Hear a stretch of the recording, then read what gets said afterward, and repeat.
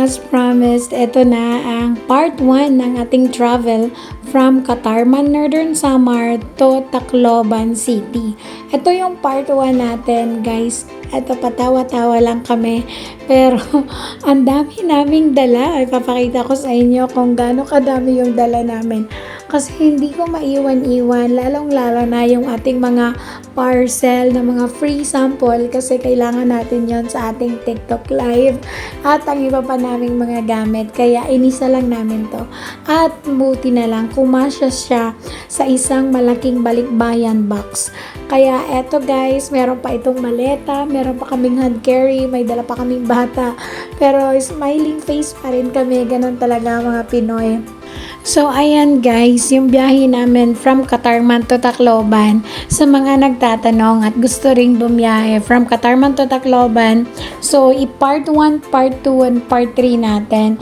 Yung biyahe natin papuntang General Santos City.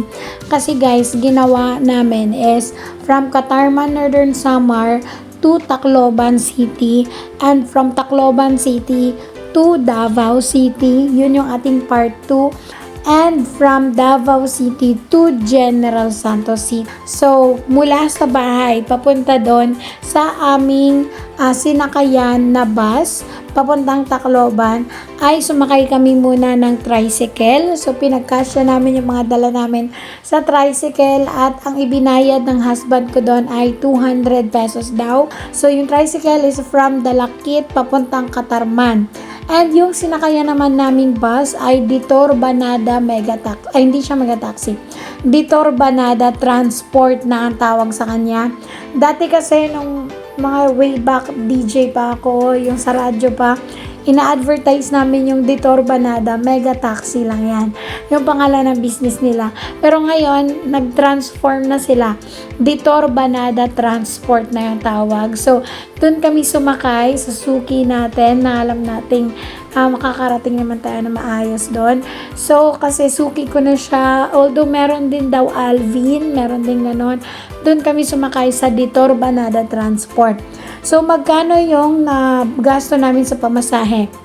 Ito guys, ipa-flash ko sa screen.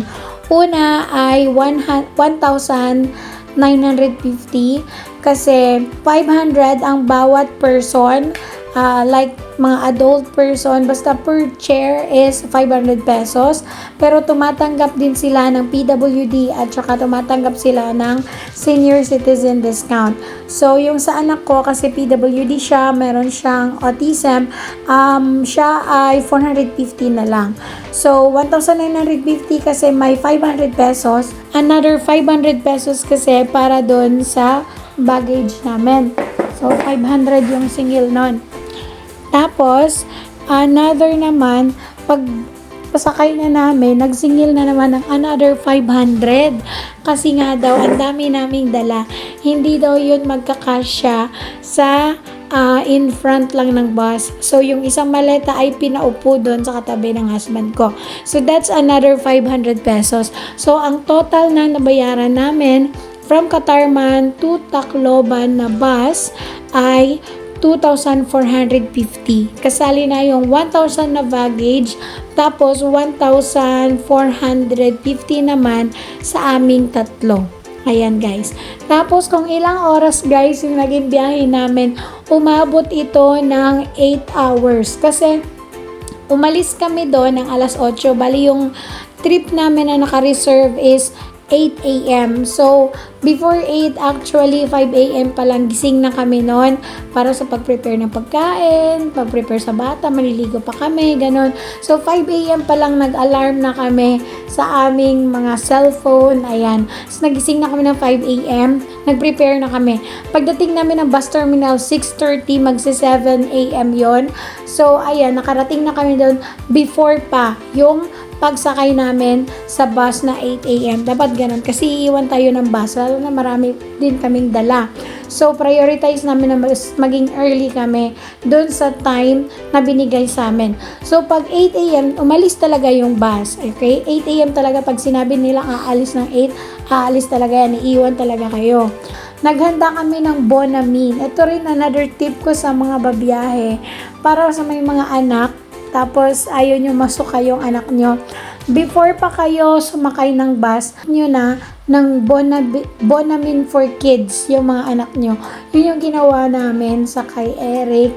Pinatake namin siya ng Bonamin for Kids. Tapos, yung effect sa kanya ng Bonamin is tulog lang siya ng tulog sa biyahe, which is good. Hindi siya nahihilo kasi nga tulog naman siya. Tapos, pagigising niya, pakakainin lang namin siya, tapos iihi, ganon. So, okay yung biyahe namin kasi dahil dun sa Bonamin for Kids, so far, hindi siya nasuka from Katarman to Tacloban. Actually, to Jensan, walang suka. Bonamin for Kids lang ang labanan para sa anak namin. Pagdating namin ng Tacloban, guys, ay nagpa-reserve na kami ng hotel. Hindi naman siya hotel na bongga. Pension house siya. Golden Sun Pension House. Very welcoming sila and very accommodating. Kaya, ayan guys, masaya lang kasi very welcoming sila and wala silang alam na iba-vlog ko yung kanilang Golden Sun Pension House. Kaya, very good yung kanilang sa akin. 5 stars sila sa akin kasi kahit ordinary people lang, tingnan nila, kahit sino, welcome na welcome. Ang ganda magdala ng manager nila. I think manager nila yung nag-welcome sa amin doon. Ang bait. Tapos, pagpunta namin, pinalamig na agad nila yung room, yung ready to rest na lang kami. Kasi sinabi ko na agad na nasa biyahe na kami, papunta na kami dyan. Mas maganda rin guys na ina-update nyo kung saan kayo nagpa-reserve na hotel or pension house para napiprepare na yung room. Kasi sila, tinext ko sila na papunta na po kami, nasa biyahe na kami. Sabi nila, sige ma'am, prepare na namin yung room, ganon. Tapos, pagdating namin, wini-welcome nila kami. Tapos, naka-ready na agad yung room. Para kami mga artista, ganon. Basta, ang bait talaga nung nag-accommodate sa amin. Kaya, thank you so much doon kay ma'am, kay sir. Ayan, sa pag-welcome sa amin, sa pag-accommodate sa amin.